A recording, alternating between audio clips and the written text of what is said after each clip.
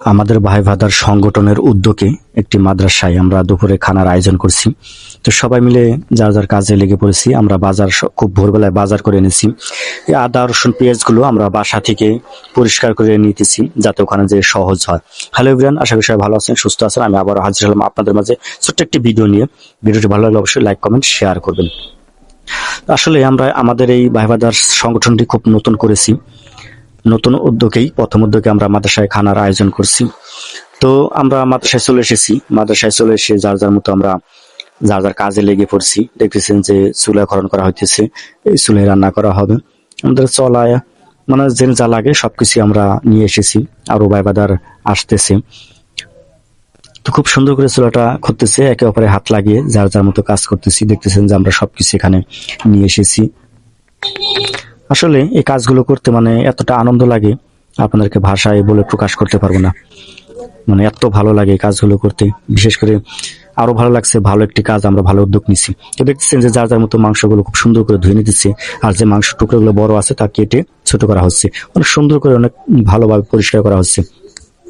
তো আসলে আমাদের এই উদ্যোগটা বিশেষ করে প্রবাসী ভাইদের জন্য আমরা সাকসেস হয়েছি। প্রবাসী ভাইরা তারা আর্থিক সহযোগিতা দিয়ে আমাদের সহযোগিতা করেছে, তাদের জন্যই মূলত এই কাজটি পরিপূর্ণভাবে আমরা করতে পেরেছি। তো সবাই প্রবাসী ভাইদের জন্য দোয়া করবেন যাতে তারা এভাবে ভালো কাজে লেগে থাকতে পারে সব সময়, এবং কি আমাদের এই সংগঠনটি যেন মানুষের মানবিক কাজে সবসময় আমরা পাশে আসতে পারি, পাশে থাকতে পারি, সবসময় ভালো ভালো কাজ করতে পারি। এর জন্য সবাই কাছে দোয়া চাই। তো দেখতেছেন যে রান্নাগুলো চলে দেওয়া হচ্ছে, হলো বাবরচি। এই বাবরচি রান্নাগুলো অনেক ভালো।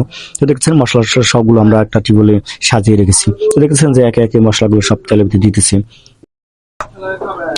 তো অনেক সুন্দর রান্না, অনেক পরিবেশ অনেক ভালো লাগছে। পুরো সময়টা যে উপভোগ করছি অনেক ভালো লাগছে। তো দেখছেন যে পেঁয়াজ মরিচ সবকিছু দিয়ে দিছি।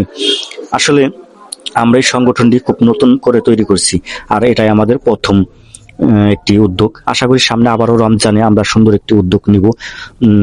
সেটা অবশ্যই প্রবাসী ভাইদের আর্থিক অবস্থায় তারা পাশে থাকবে, আর্থিক অবস্থা দিয়ে সহযোগিতা করবে। বিশেষ করে আমাদের প্রবাসী ভাইরা যদি না থাকতো আমরা এই সুন্দর আয়োজনটি কোনোভাবেই করতে পারতাম না।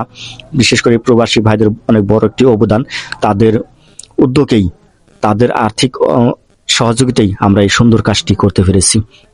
তো সবাই প্রবাসী ভাইদের এবং আমাদের সকল সদস্যবৃন্দের প্রতি ভালোবাসা রাখবেন। সবাই আমাদের সদস্য প্রতিদেরকে দোয়া করবেন যাতে আমরা সবসময় মানবিক কাজে, ভালো কাজে সবসময় লেগে থাকতে পারি। তো দেখেছেন যে মাংসগুলো ধুয়ে মশলার ভিতরে ঢেলে দেওয়া হয়েছে। তো অনেক সুন্দর করে কষিয়ে নেওয়া হবে। কষানোর পর তারপরে মাংসটাকে কষায় উঠাই নেবে, তারপরে চাউল দিবে।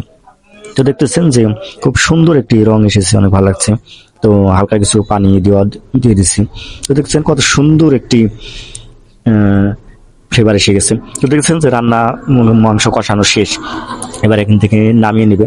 একটি হাঁড়িতে আজরাই নিতেছে, কারণ ওটাতে চাউল দেওয়া হবে, তারপরে মাংস দেওয়া হবে, সেই জন্য এটাকে আজর করা হইতেছে।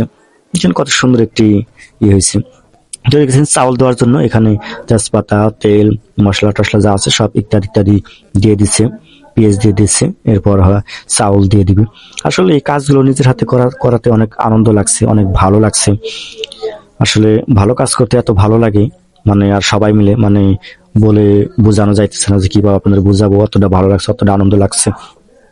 তো আসলে যার যার মতো নিজ নিজ দায়িত্বে বলাও লাগে না, সবাই যার যার মতো কাজে লেগে যায়, যে সুন্দর কাজটা পায়। দেখছেন যে সুন্দর করে চাউল ডাউল মিশিয়ে একসাথে খুব সুন্দর করে পরিষ্কার করা হচ্ছে।